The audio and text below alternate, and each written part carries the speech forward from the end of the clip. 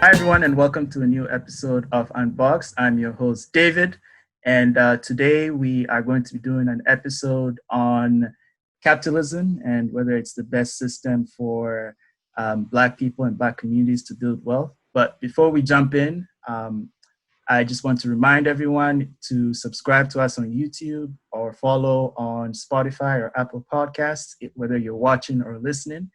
And also, you can definitely help us out with a 5-star rating and review for the podcast.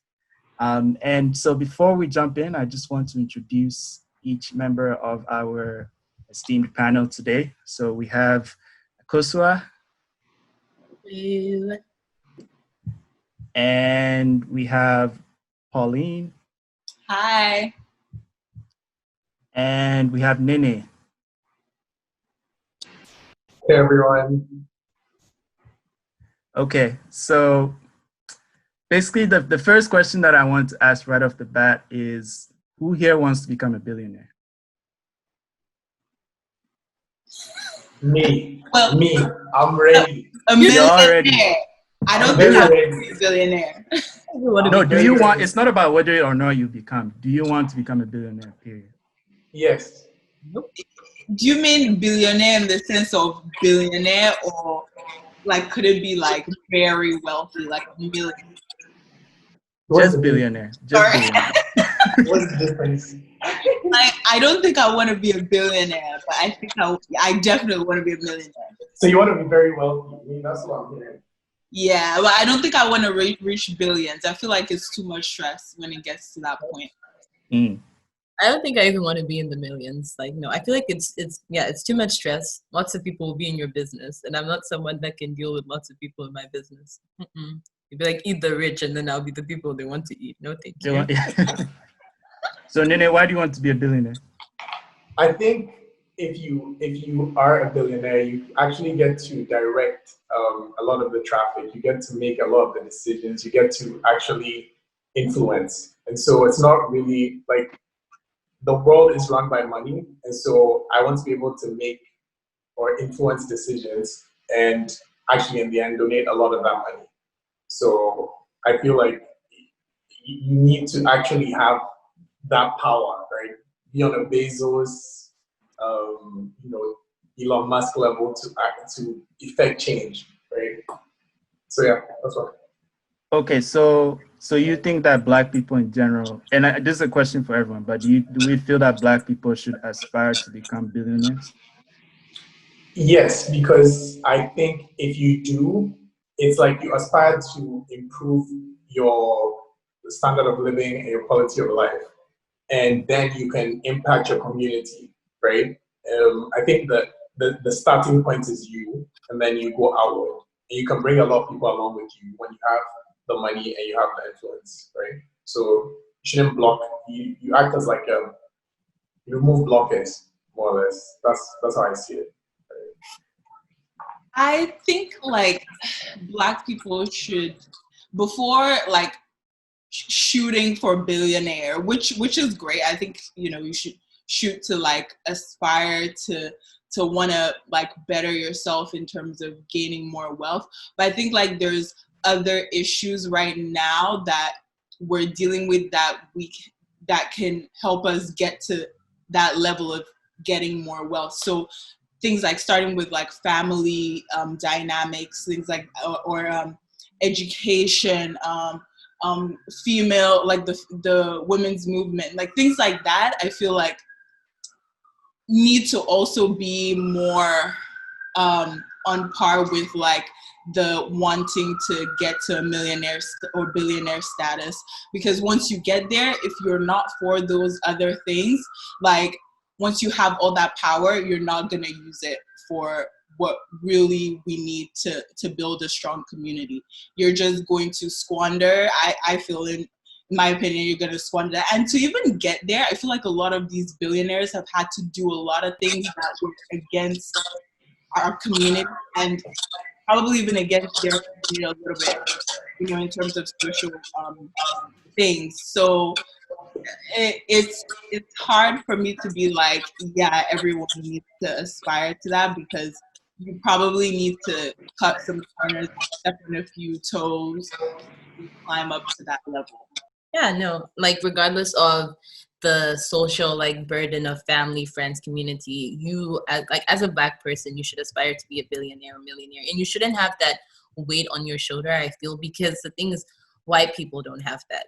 They get to be individuals. They don't always have to live for their communities, and you can't, as a person or as Black people, by virtue of our cultures, we're already socialists. Like, we already have that sort of component to like our individual aspirations. So you're not going to be a completely heartless, selfish Black billionaire. You're always going to end up giving back to your community. Maybe it's like, it's very idealistic of me to say that, but I feel like there's always that component.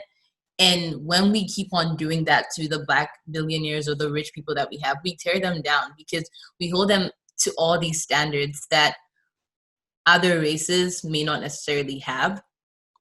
And then we sort of tear down the people that we wanted them to become, if that makes sense. We don't give them enough like leeway to do all the things that they need to do to get to these positions that white people get to do. White people don't have to worry about what this community is saying about them. White people don't need to worry about cancel culture. Yo, Jeff Bezos, how many times has man been canceled and he's still making his billions? Like, you get me?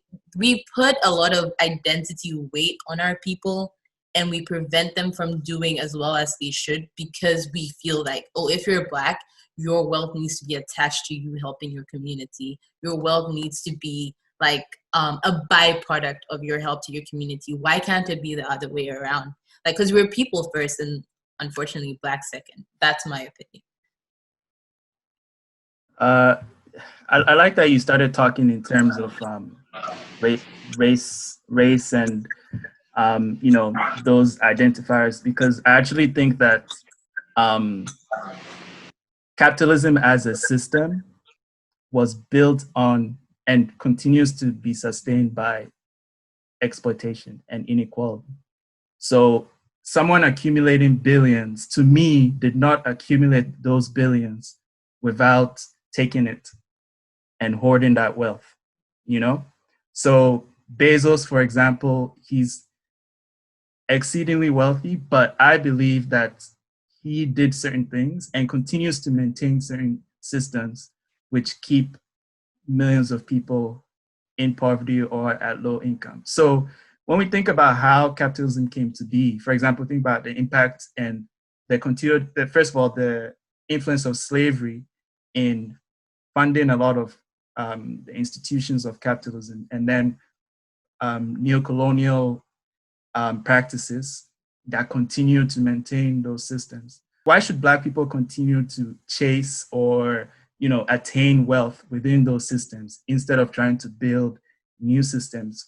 For example, when you talk about Khosra, that when you're Black, you gaining wealth is usually tied to you having to help others in your community. I actually think that should be the norm, regardless of who you are, that we do need to.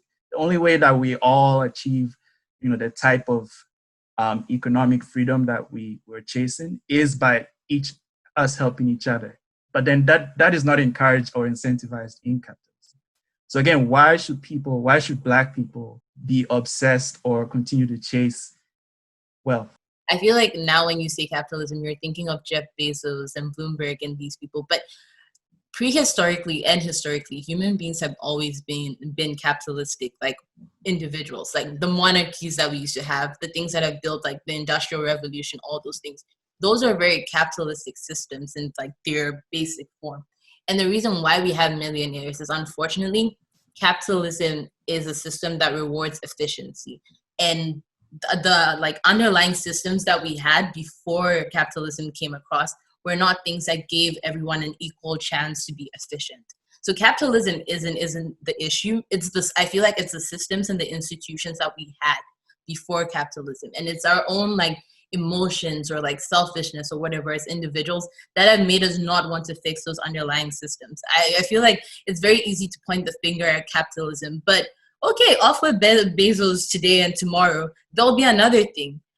why is it that we have like these countries in like Europe, Switzerland, Finland, that we can all sit down and be excited about and be like, oh, they're doing so well in their socialist like ideologies, but they also have billionaires. They don't have billionaires, but they have millionaires. They have very wealthy people.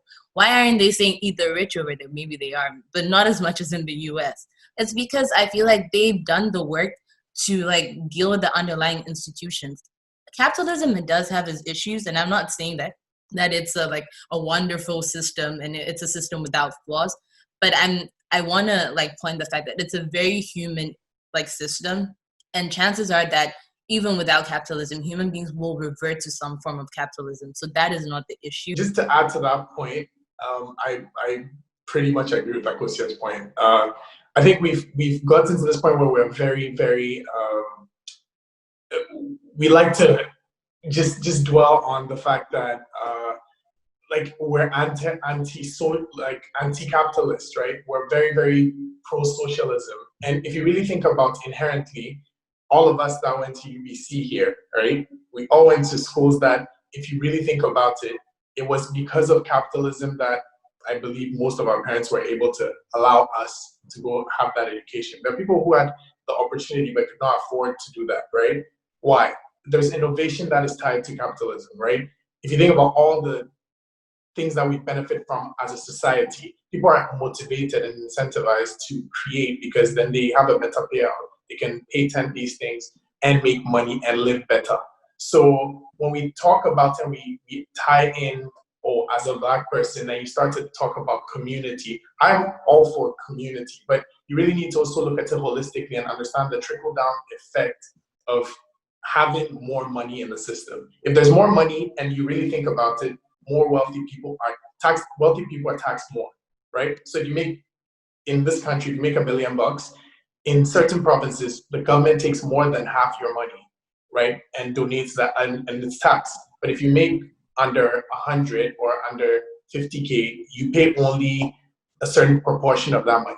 Now you might say in absolute terms, oh, like you still end up with more, but you worked for more, right? So it's... Go finish your point. Finish your point. I'll respond, but finish your point. Yeah. So I'm just trying to say, I'm not talking about, oh, I think people should, like, in the grand scheme of things, people should aspire fully towards a capitalist situation. I think most of the time, like, society, the way it is built currently, has some kind of hybrid model where there is some socialist elements where if you make under a certain amount, you don't get taxed, right? I think we just need to, personally, I believe that capitalism helps in, like, on a holistic level, it helps all of us more than if we went socialist, because then no one is incentivized to do anything or to innovate. And then that hurts us on a non-monetary level as well, because then we don't improve as a society. Nice. Yeah. Okay, go ahead, Polly. So I think that in terms of what I was saying before, my like view on it is not necessarily that it has to be one or the other, that a government has to be either fully capitalist or fully socialist. If we take a look at Germany or Switzerland, some of the Scandinavian countries that were mentioned earlier, they have those sorts of societies, and that's why they're doing way better. If we look at Germany, Germany is very much a capitalist society, but there's free university in Germany, and they are the strongest economy they are the strongest economy in Europe, and they also have other. Wait. I also lived in the Netherlands, and there's free education there as well. Not up to in university, it's subsidized. But a lot of, like, if you see those type of countries and how they live, like, people are not as consumerist as, say, the US or even, I would say, Canada. And the society, is capitalist, but they're all about spreading, closing that inequality gap. If you go to a place like let's just take Vancouver, for example, you're in Gastown, you're in a nice neighborhood, apartments are great, and you know that people who live there have to be pretty like well off to live in those sort of places. And then one street away, you're in East Hastings, where the inequality is just so crazy. And yeah, people are saying those type of people, they need to pull themselves up by the bootstraps, but there's a lot that we can do in this community in Vancouver and in BC, in Canada in general, to uplift those other communities. And that is achieved by taking some elements from socialist systems. So it can be both. It doesn't have to be one or the other. I will say this, like, I think when you talk about, like, people like to fetishize and, like, speak about, like, Germany and, like, some of these Scandinavian countries, right? I'll speak to Germany in particular. Like, do you know that they have a three-way system that by the age of, I don't know if it's 12 or 13, you know where you're going to end up. Like, yeah, they have an apprenticeship system. Exactly, right? Apprenticeship, university, some kind of college and university. Now, that was known to also validate certain stereotypes, and immigrants would always never get to go to this Hauptschule, or there's a word for it, right? And then gymnasium, that's their university streams. So if you talk about free education, that could also be another way that's used to oppress individuals. So to me, like, the systems in themselves are not ways where you can just start to use that as a measure of that makes them a better country or a better. They're still doing better than the US, in my opinion. They aren't. From a purely like numbers basis, the US is the biggest economy in the world. The US is the largest influencer. If they decide to crumble, the world crumbles, right? So there's a reason why we all trade in US dollars, right? If you abstract these concepts, which I know we really cannot, but if you take them as what they are, the best economy in the world is the American economy. Second is China. But truly, like, we like to focus on, oh, this country is doing great, and there's elements that they've done well at, but it's because they had capitalist systems in place initially, getting them to a point where now they can maybe spend some more, allocate funds towards, more socialist, okay, maybe free buses, free healthcare, free education, but you need that initial phase. That's why, unfortunately, our continent cannot do that currently, right? But that's a whole other issue. I don't want to. But Germany also has 83 million people, and the US has 380 million people. Mm-hmm. So the proportion is off. Yeah, but check the weighting. If you weight them, the US is still by far bigger than anywhere else in the world. Do it yourself. Well, I think I'll respond to a couple of things you said in it. Number one, how do you measure the strength of an economy? Because I think what you were talking about is primarily like how they perform compared to other countries on like a more macroeconomic level. But I'm more so like, well, what about the level of inequality within each country, right? So I think Germany has lower inequality than the US, right? So that to me is more of a reliable tell on how strong the economy is. Because for the US, at least right now, they're in a lot of trouble, in terms of economics. They have a huge amount of debt, and the policies that they continue to use to combat their spending is actually contributing to making their debt even worse. And so it's looking like the economy will probably collapse, and their currency. There's so many issues that are going to compromise the economy, and that is going to further worsen the quality of living in the US. Whereas Germany, they've been a little bit more careful and a little bit more disciplined with their spending, and they have lower debt. And, they probably they will suffer, but not as bad as the US. So when you compare, these two economies, but I agree with you on the point of Germany's system and how it further reinforces the inequalities. And so actually, I think, because I do support socialism, but I don't support it as a system instituted by government. So I'm not saying government should manage resources should manage the economy. I'm saying that government should. I'm saying that we should look more into communities, and because I think communities are better equipped to address the problems that they face. So I think that for Black people, what we need to do is focus on our own local context. How do we come together and pool the resources that we have to build new systems and supports for each other, as opposed to capitalism, which does not incentivize that type of behavior. And it's all about you becoming rich regardless of what the next man is doing. You know what I mean? So I think now that we have those definitions, are we able to achieve that in a capitalist system where everyone is trying to get rich? Or can we now look to this form of socialism where we're more so about collectivism, about the other person, and lifting each other up? Mm-hmm. I think like another thing that's very important to notice is that these socialist communities that we look for like up to are communities that have amassed wealth with capitalism and are able to now sustain what they have with socialism. So all this, like the money that Germany has and money that Finland, Belgium, whatever they have right now, it's from centuries of capitalistic like activities like colonization, slavery, monarchies. And you're able, I feel like capitalism is a rapid money generating system. Socialism is a maintaining system. The problem I feel like with Black communities is that unfortunately we don't have the ability to sustain right now because we don't have much. So the more we do all this, like I feel like sustaining with socialism, we're going to grow, yes, we won't grow as fast. That's the unfortunate reality.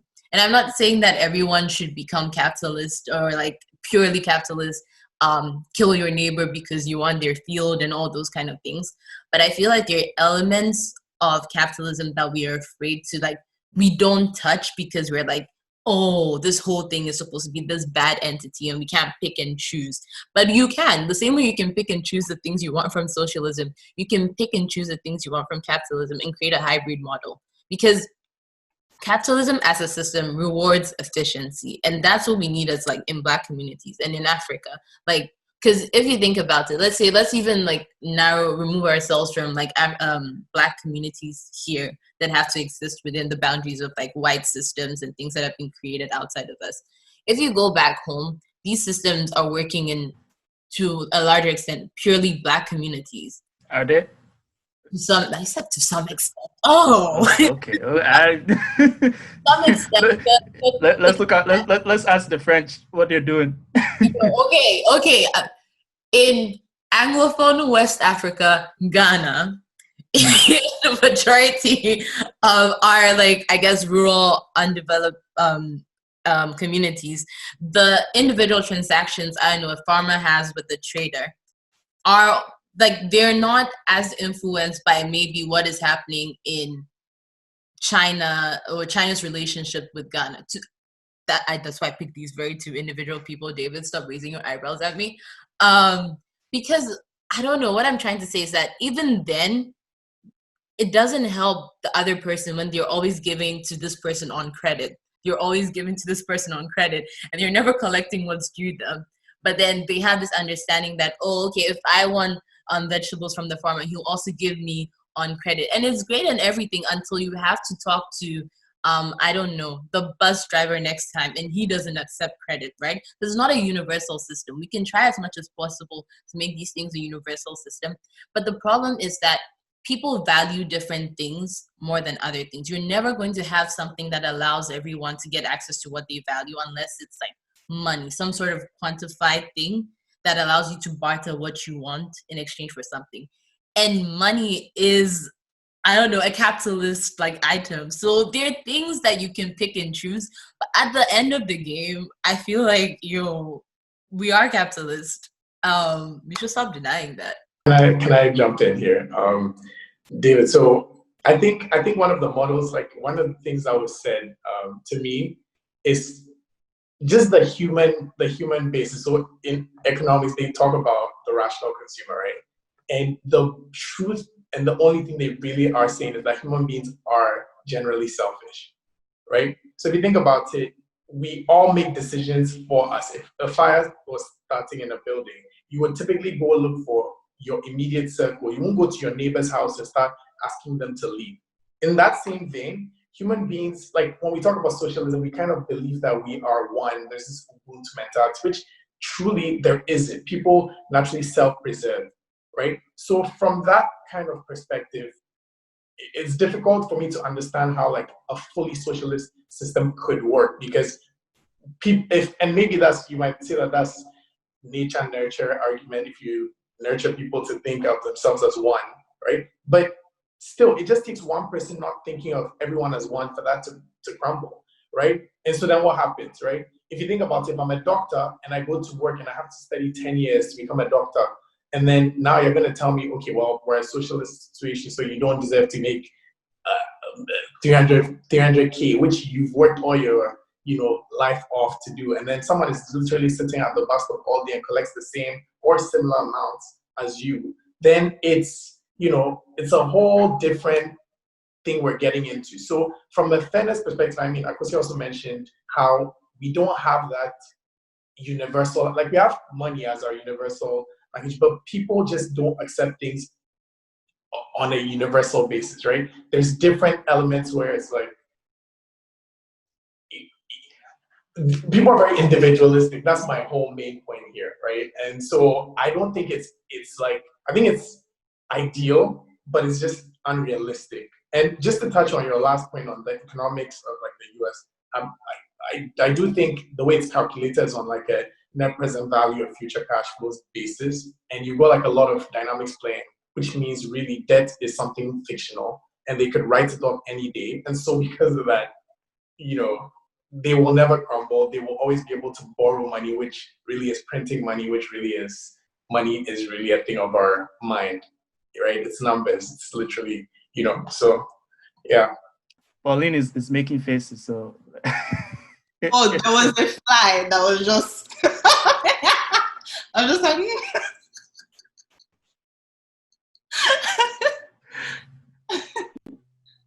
Over to you, respond. You want to respond? Oh, okay. My bad. Sorry. I saw you making notes and everything, so I know you are.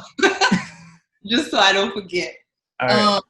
So again, I'm going to say that from my point of view, I'm not saying that we should be fully capitalist or fully socialist. I think, in fact, like if you're pushing for more capitalism, I feel like Black people in a lot of communities, whether it be in the diaspora or in Africa, have the crab and barrel mentality already, where because of the limited amount of resources that there are to people of color, not just Black people, we're already trying to crawl to bring someone down in certain situations to get up.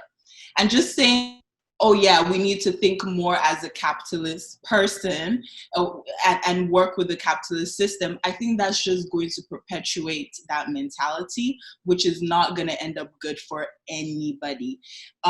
Because like let's look at, I'm Nigerian, so I know I'm surrounded by Ghanaians today, but I'm Nigerian, so I can speak on my people. Gang. Gang. In West the building. Side. You know the vibes. We know that Nigerians are some of the biggest hustlers in the world. But the thing that I think, Shout out Hush Puppy alert. which is a good point, which is a great point. I mean, like with that sort of mentality, while it's great, it is the epitome of a capitalist mentality there in Nigeria. And we know how things are going. Let's be honest. I think a lot of people are, because again, economics is about allocation of limited resources, right? That's what they're trying to do too. Everybody's trying to get their dollar. Everybody's trying to get their foot somewhere. And so it just keeps perpetuating, and you keep having to bring somebody else down to get to that point. I also want to talk about, like, again, on the socialist aspect, bringing it tidbits of socialism into capitalist system, which I still think is good in terms of, not good, but like helpful in terms of like efficiency and things like that. something that, so I've been to the US quite a few times, and when I go there, I always go to a beauty supply store. And something that irks me all the time when I go is that it's, no offense, but it's run by Chinese people. And it's like, why is it not us that own these stores where it's catered to us? That's the clientele, that's who's for. So it makes no sense to me. But I was reading up on this, and like, apparently, like, Chinese immigrants, when they come in, they usually want to start businesses. And they've seen that a lot of the hair, the wigs and stuff come from China, and they've calculated, how can we also live the American dream and do it however we can? So what they do is, like, they have like this collective network of like friends or family, maybe 10 of them, and they each pool money. Let's say there's 10 people and they each pool like $10,000 each into a pot, and then one person goes and opens up a store, and then they can maybe get like a line of credit or something from the bank to supplement the cash that they've all pulled in, but they won't need that much. Most of the money will be like equity rather than debt. And that person will open up a store, and once it gets to the point where they can pay that money back, I think there's usually kind of like a time limit. They'll put that money back into the pot, and then the next person can go. So there's this like community mentality where it's like, if one person's eating, we're all eating. And yeah, you can say that's a socialist way of thinking, but at the end of the day, they're still using a capitalist mentality to get money, i.e., opening up a store to get people like me to come in there and buy things, trade, pay money for goods, and then that's how they're getting their wealth. But they still have that added cushion of like a socialist mentality to get to that point. And I think that they're essentially winning. And I think we need to think more like them in that aspect. I think it's funny that you use that example, because even within that example, the basis of it is capitalist, right? Because you were like, that's what I'm saying, both. No, you were like, if one person eats but hold on a second. Hold on a second though. I think there's this misconception that the idea of trade and commerce is like intrinsic to capitalism only. Trade existed before capitalism was created. So I don't think it's fair to say like, oh, just because people are making capitalist, and that's what I want us to understand, is that it's very easy to call this new thing and say it existed, like things existed before it. But if you think about it, it existed, and then these things came to pass because people have this personality. They created trade, they created commerce. So it's because everyone wants to eat. That's why we came together to put our money together. It's because we as human beings are intrinsically capitalist. That's why we want to trade. Because I don't. Yeah, but why are we calling that capitalist though? Yeah, we want to trade because we all want to survive. That's why we all want to. I don't think it's a we. I don't think it's a we, because it's the I. So the I before the we. It doesn't. It's like the I precedes the we, which means that then capitalism is preceding socialism, right? So that's been the argument. It's like, if I don't eat, I don't care about us eating. Do you get me? It's not the other way around. But it's easier for me to eat if other people eat as well. So I know. So the reason I'm gonna benefit people is because you know that if we all eat, I eat too. Exactly. Nothing wrong with that, though. There's nothing wrong with that. And I'm not saying there's anything wrong with that. Yeah. I just want to acknowledge. We're saying which is the function of what. So which is the independent, which is the dependent variable. And the dependent variable here. It's a very chicken and an egg situation, and we'll go back and forth. I think what we've said is, and I agree with Pauline, is that I feel like these two things are not independent things. I feel like we need to understand that we can bring elements of both together. But I also want to stress on the fact that you were right. Capitalism is not a system that like fixes problems, it augments problems. Like if you have inequality, if you have tribalism, like in West Africa, especially West African countries, it's going to make that even like greater. It's going to make the flaws and the issues that come from that even greater. Socialism, on the other hand, will not augment the problem, but it will cover the problem and make you feel like it's not there. Some people may say, like my dad likes to say, I want to see where the issue is so that I don't go there. some people like to say, oh, I like to pretend like the issue isn't there at all, like US and Canada and racism. But anyways, so it's like pick and choose, but the issues are still there. Capitalism isn't doing anything, it's making it worse, or it's drawing your attention to the fact that there is a problem. Socialism is making you live your life and make you believe that there isn't a problem. I don't know what Black people want, but these are the two options, and this is what isolating these two systems will bring to them.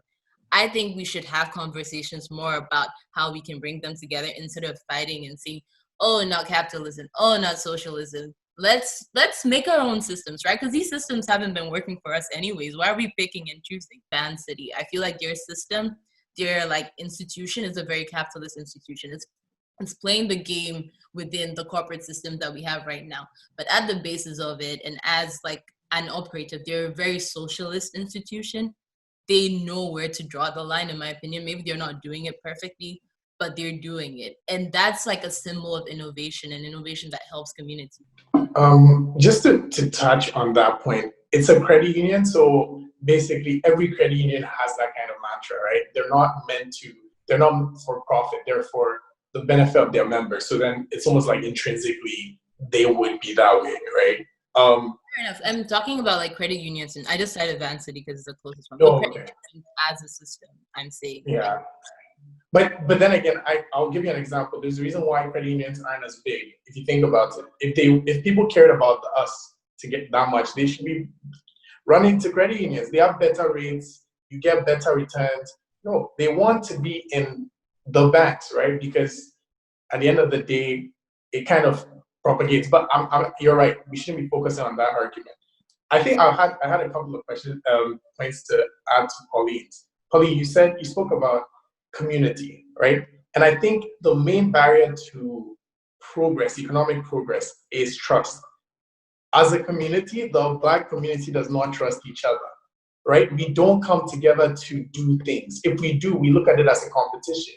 We typically, and this is in general, right? This is not a generalization. This is just saying, hey, like most times, if I see people coming together to work together on any kind of venture, someone looks at it and says, oh, I can do that to myself. We don't put money together and say, okay, let's buy an apartment. Let's start a business together, right? And it's difficult. Like when you see somebody doing that, to actually promote and purchase those things, even if it's more expensive than the cheaper option. No, we'll go to Amazon. Girls, you'll be pulling up on AliExpress. No shade, but yeah, I'm just saying, like, your local hairdresser making weaves for y'all pulling up on. They don't manufacture the I'm weave. just saying, buddy, where do you get your hair from? Another Where do you example. get your hair from? Where do you get your hair from, Pauline? Just let me know. But they manufacture it in China. Not all of them, though. Not all of them. All of them. Some of these weave sets that are. Yes. Use a Okay. sneaker example. Don't Okay.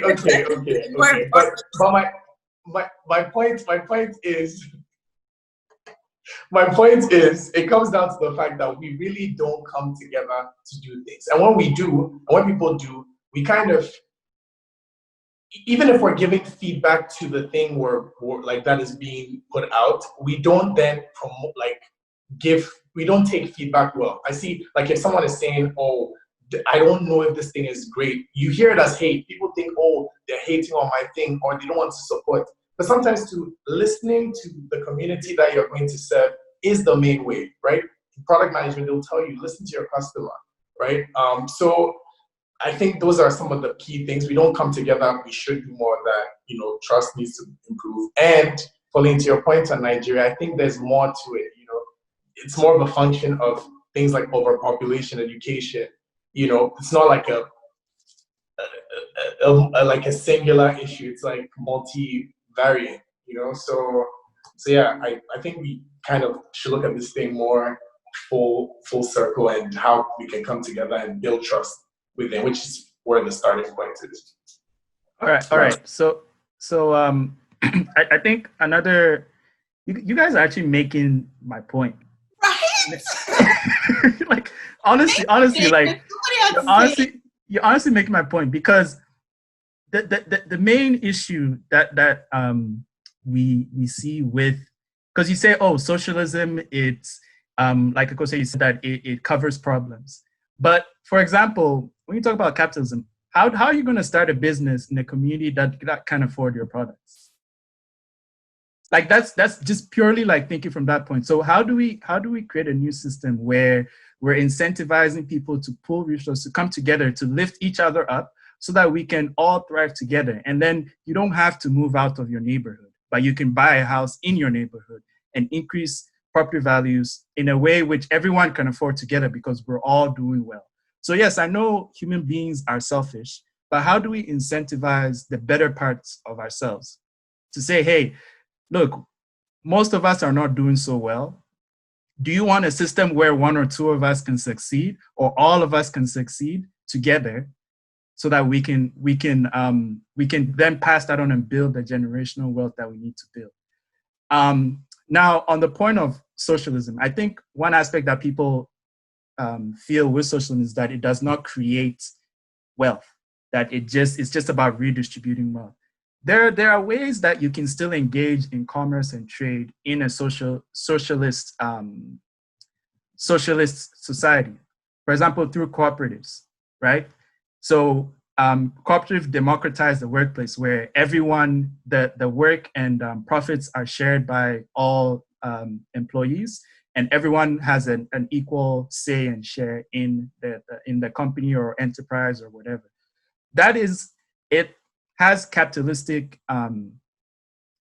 aspects in that you are still engaging in trade, you're still innovating, you're doing things that could be seen as capitalist, but you're doing them together and you're making sure that everyone is sharing in the profits. Because in a capitalist society, you're going to work and you're selling your labor to someone to make them richer.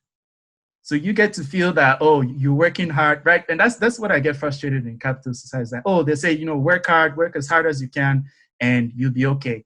No, you're not going to, most people are not going to be okay, regardless of how hard they work. And some of the hardest working people in society are poor. They work multiple jobs and they're not making any money. So is it about working harder or working smarter, or is it about being born into wealth? Because most people who are wealthy were born into that wealth, right? So we're sold this idea in capitalist societies that, you just have to work hard, that pull yourself up by your bootstraps, but it's not true. You're probably not going to be rich. You're probably not going to be a billionaire. It's mostly going to be the same group of mostly white people who have all the money, and they're going to keep it. They're not going to redistribute it. It's not going to trickle down. So, and the government isn't going to save us as well. So as Black people, I want to bring it back to Black communities. How do we then say, okay, we can't rely on the government, we can't rely on rich people. How do we pull ourselves together and say, let's engage, let's innovate together? And I agree with Nene, yes, that crabs in a bucket mentality is created because we are minorities and we feel that they won't let all of us come up together, so we must be the one who comes up, right? So we end up fighting against each other for only one or two spots. But how do we change our mindsets to instead start working together and as collectives? Because also just like perpetuating capitalism, I mean, even something like the healthcare system in the US, it's privatized. I mean, that's just ridiculous. And you can see how COVID really shone a light on just the inefficiencies in the, oh, I thought it was getting ready. I was gonna ask you, is it public in Nigeria? Because I don't think it is. Oh, that's a problem too. That's a problem too. Nigeria too is not. Nigeria is definitely not a socialist society. It's definitely capitalist, and that is a big problem.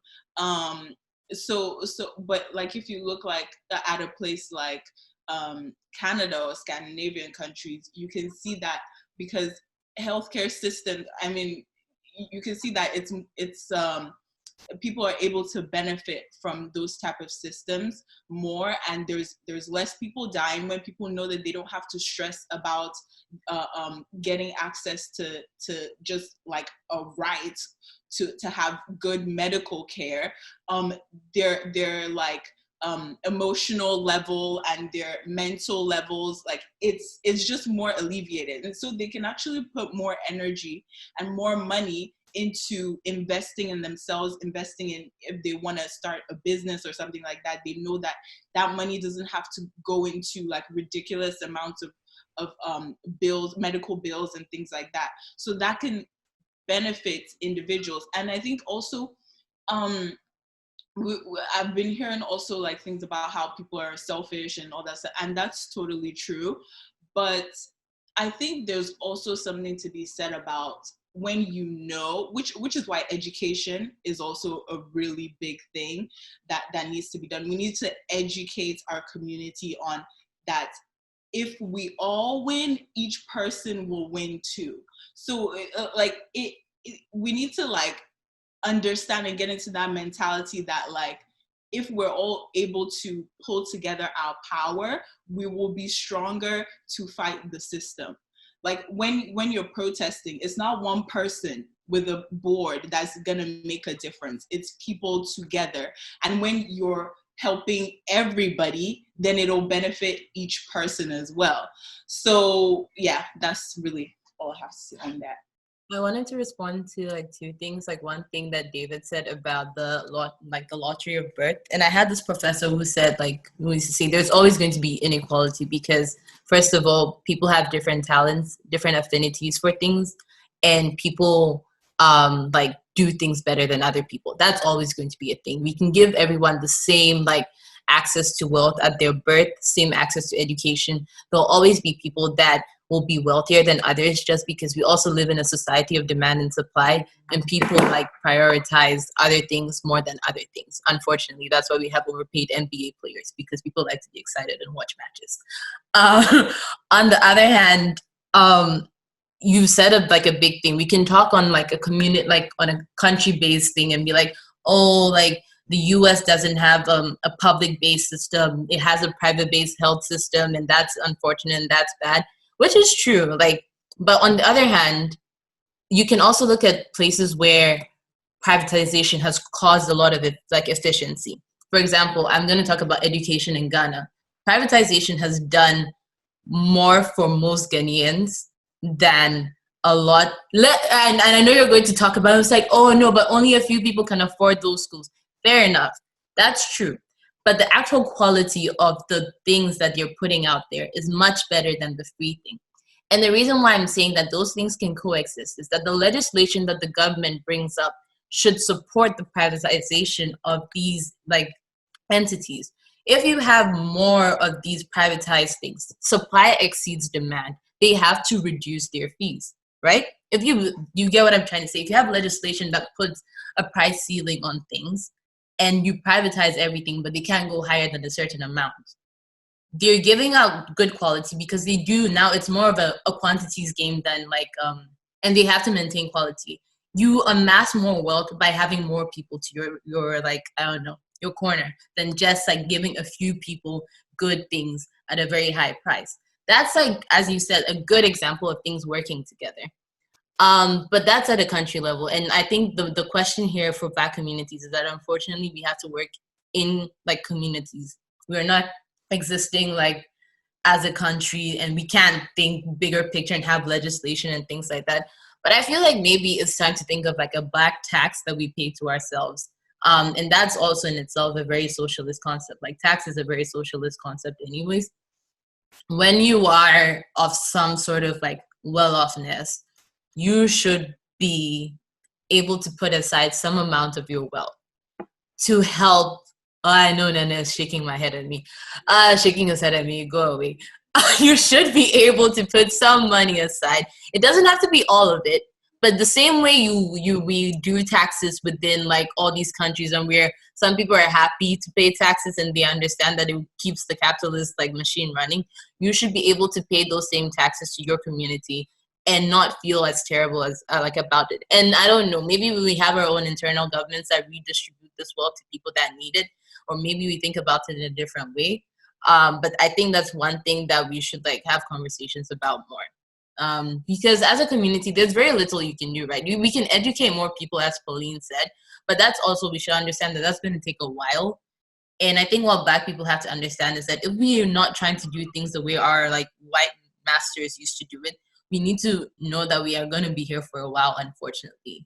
and we need to be ready to do that, in my opinion. I think the way the system is set up right now already taxes wealthier people, so there's already more of a burden on a percentage basis on those people than, again, case in point, we have progressive tax, right? So that's what I'm saying. It already does that. Nana was saying that, like we already have progressive tax, and what progressive tax does is that when you're wealthier, you pay more tax numerically, but also rich people cause, as you said, in a capitalist system, there's a lot of inefficiency. Rich people create a lot of inefficiency that can be necessarily quantified in numerical terms, right?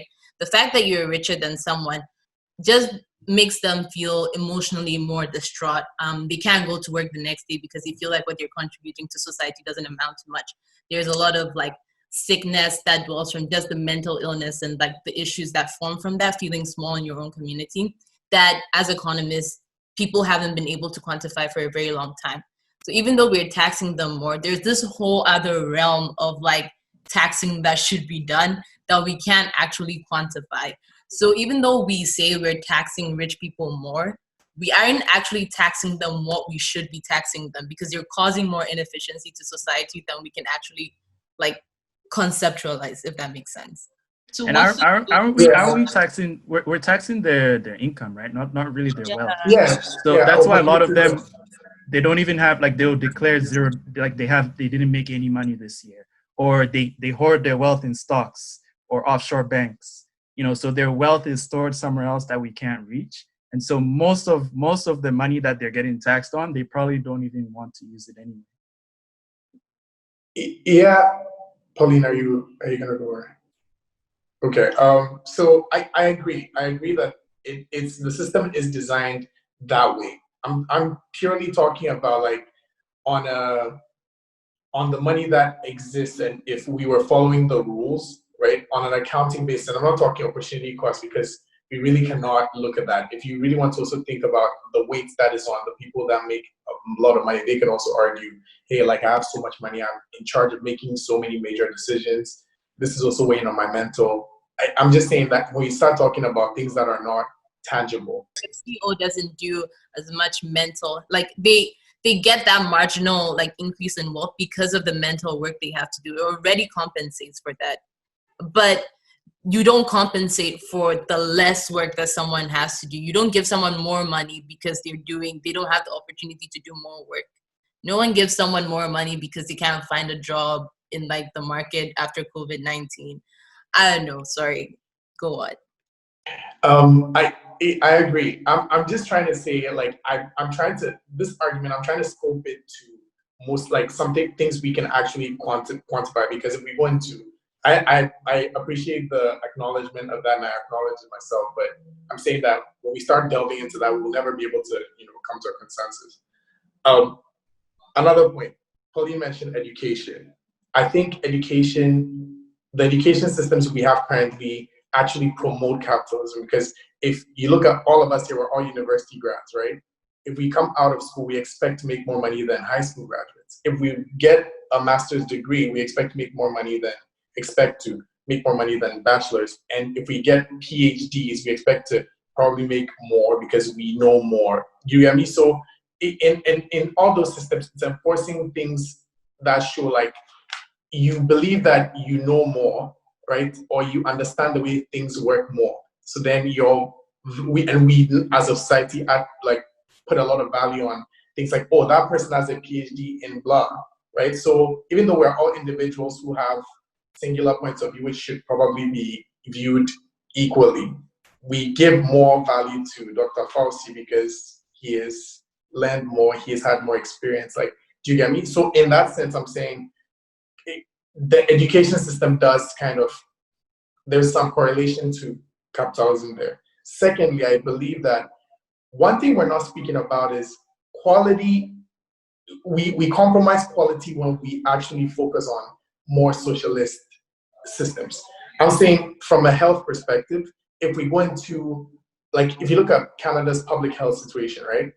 The issue isn't necessarily, oh, Canada's public health situation is better. Truly, there's a shortage of medical professionals. You get me? There just is. And so you can have free access to healthcare, but if you have to spend 12 hours in the hospital because you have a crazy migraine, or you cut your finger and you're still sitting there for 12 hours waiting for them to give you Tylenol or tell you, you know what I mean? Whereas you could actually be more efficient and pay and, see someone immediately, then, we can't get that. People who actually have believed that, hey, like I've worked my off and I believe that, I'm one of the best, and people who actually can afford me can come, then it's like we compromise quality education, right? People can pay for Ashesi University in Ghana, which is considered like one of the best. They produce talent.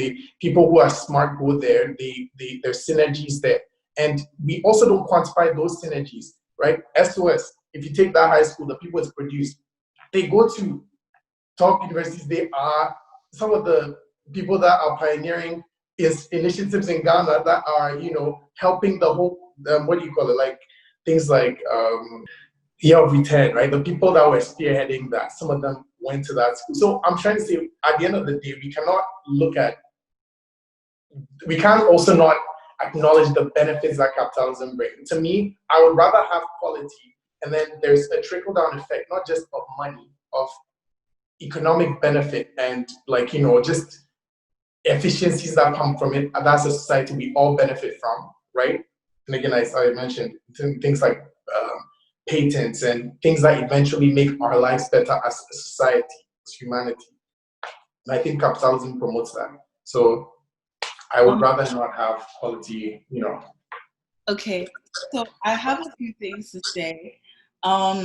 Just you mentioning SOS and those type of schools.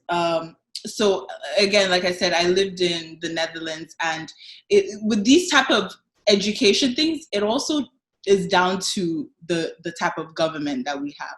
Because over there in the Netherlands, education, like I said, is free, and the public schools are free and very much quality education. Can I ask you a question? Sorry, I didn't mean to interrupt. Is that private school? Yes, and I went to a private school actually, and the private schools are really just for international kids. I mean, some Dutch kids do go to the international schools. The ones that are very much wealthy, they go to those schools. But really, private school, you will really only see it being immigrants. Like there's the British school, there's the American school, there's international, and most Dutch kids go to public schools, and we know that their education system is A1. So, and that is because the government cares about it has foresight to see that we produce good citizens with good education. Then it'll return not just in terms of the economy, but also their generations to come. So I feel like there's a bit of a fallacy in that, and like it really does depend on the government. Can I ask a question there to begin? Sorry, David. I'm sorry I'm interrupting, but I'm just trying to say, are you still saying that the quality of education in public school and private school are equal in the Netherlands? Yes, I would say they're very much on par.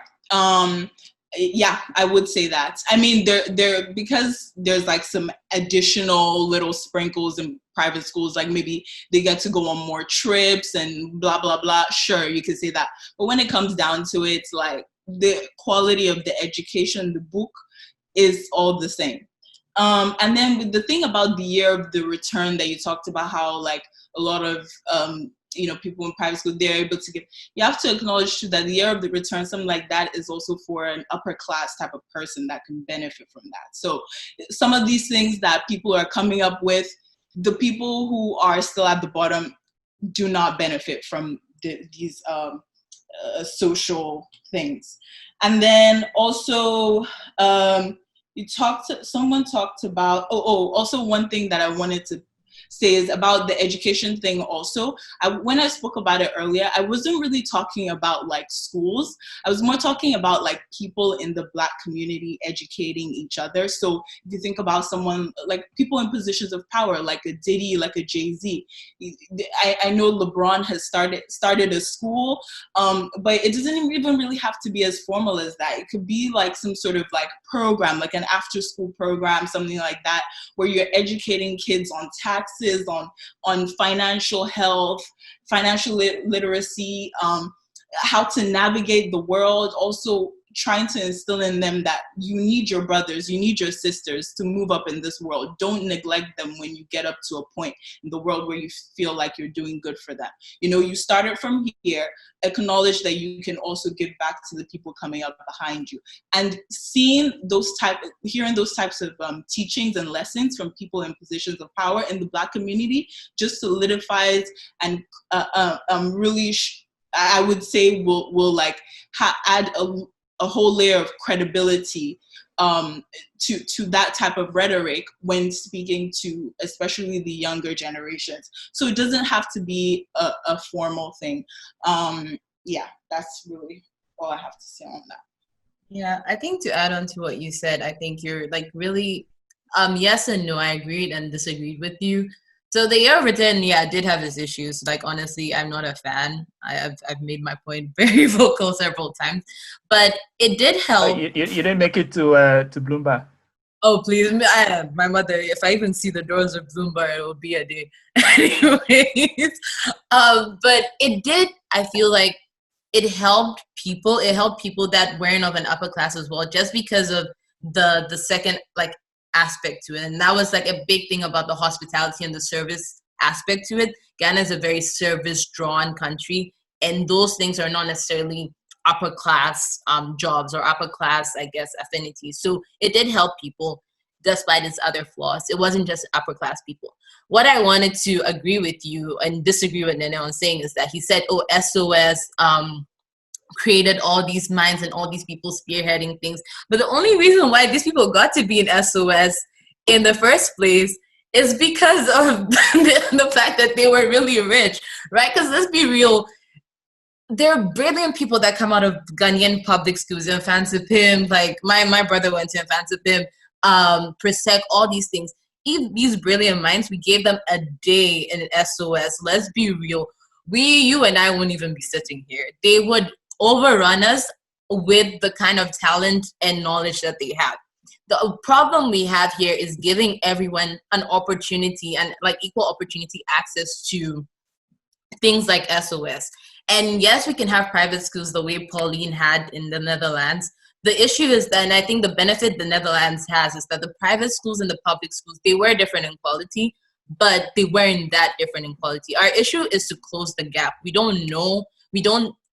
cannot eliminate the gap. There'll always be a gap, but it's to make the fact that if I'm not as rich as David, my life won't be terrible. It will be just maybe a bit worse, maybe not as good as David's, but I won't be crying and trying to get good healthcare or even Tylenol whilst David is going somewhere, maybe in Bloomberg. Facts. He's just balling out, you know. Listen, I'm trying to get my my ticket. I'm trying to be in Ghana this December. LOL. This December? Really? Wow. Listen, Corona or no Corona, I'm going. And the incentive for people like David, who maybe are marginally more innovative than I am, will be that little push. That is still capitalism. There will be an incentive that he can have a slightly better life. But as a human being, his like quality of life will not be so drastic that I won't even think I'm a human being in the first place. I think that's what we need to get at as Black people, because obviously when we've been put as Black people on a whole and white people on the other side, their level of living has been so drastically different from ours that I don't even know if it's a gap or it's just like two different worlds altogether, honestly. So I don't know, it's something to think about. And I think Pauline is right with education, but I also think it reinforces the fact that people need to get to a certain, like, I don't know, area of wealth before they can do those things. And I don't know if that's sustainable as well, because then they need to want to have to do those things. They need to have those qualities that they're trying to teach these kids before they even have it, like before they do it themselves, before they even got taught themselves, right? They never got taught, but they're trying to teach them. They need to have it themselves before they can teach them.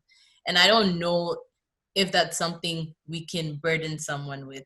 It's a very, I don't know, troubling situation. But people are already doing that, and also if it doing starts it. with one person mentoring, let's say even 10 people, then I feel like there's a more likely chance that at least 5 of those 10 will want to also pass that on. And then 5 of those other 10 of each of them might want to pass it on.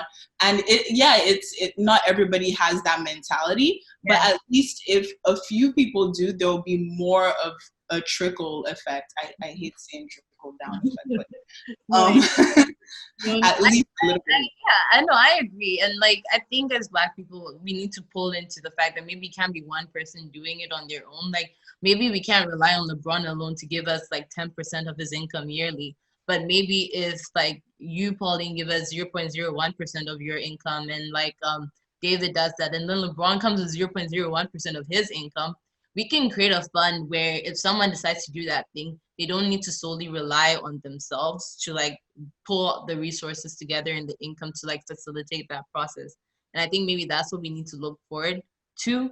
But it's still like we need to create external income sources before we can achieve that.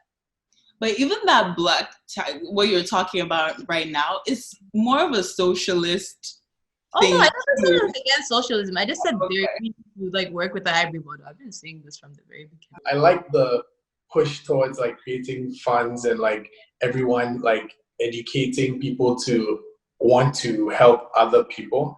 But the thing is, it's still on an individual basis. It's like if I decide that I want to do that, doesn't make that right. Like if I personally believe that, look, I'm making my money and it's about me, truly, I don't owe anybody anything. And I'm not saying that this is what I personally believe, but I cannot fault someone who doesn't share in those ideals just because I do, right? Like, I'm just trying to say, let's talk about, like, I think that's a philosophy, one philosophy, and it might be a great approach, but I don't think that is the right approach. I think, honestly, at the end of the day, it's more about, and that's why I personally believe in individuals who have those kind of beliefs becoming wealthy, aspiring to wealth, because then you can open these kind of funds, and then you literally open the criteria around that to be, to allow for that growth and that trickle down to happen, right? Case in point, Serena opening some kind of venture fund, LeBron opening that, because the kind of reach that those people have in absolute terms. Of course, you were saying 1.01% of LeBron's income. That is dramatically more than, I believe, all of ours combined, right? So then the impact is there. I believe when you do things, and I'm not saying like, oh, like we shouldn't do it as a community. And no, I think it's fine and dandy to do that. But then I think it also opens the point where then people who don't do it then feel lesser than, and oh, I'm not contributing to this fund, blah, blah, blah. But everyone's situation is different, and some people just don't have that need to. People find different ways to support the community. Someone might give their time, right, in kind, and that's fine, right? So that's that, and I'm talking about like trickle down economic impact, right? Look, if I make $1 billion in earnings, right, like in the year, the amount I contribute to the economy is way more than people who are making 50, 60K are contributing to the economy, right? And unfortunately, the government gets to determine what happens with that money. So to me, like, I honestly still believe that the more you do, like, the more you make really does push for that. I think maybe also tying into the fact that we probably need to be able to choose what kind of, and I'm a big fan of being able to allocate where your money goes to. And it's something that's been actually debated, where like you can pay tax, and then maybe there's just some minimums that are there, but you can say, okay, I want more money to go towards education of X, and like you can do certain things like that, right? So that then you don't feel like the government gets to decide, and then you're like at the government's messy, and they get to, you're literally making your money efficient, and then they know these are the minimums we've set and they will always be hit. But then the society also gets to decide which aspects of the economy they prefer on a personal level, right? So I think those are some solutions I can see. But again, truly, like Akosia said, fairness does not exist at the end of the day.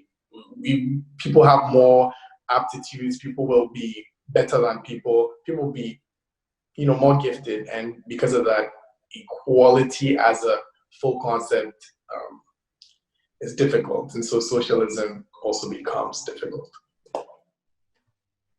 Okay. Well, we'll wrap up. This has been a good discussion. I think my final point is that billionaires are immoral, eat the rich.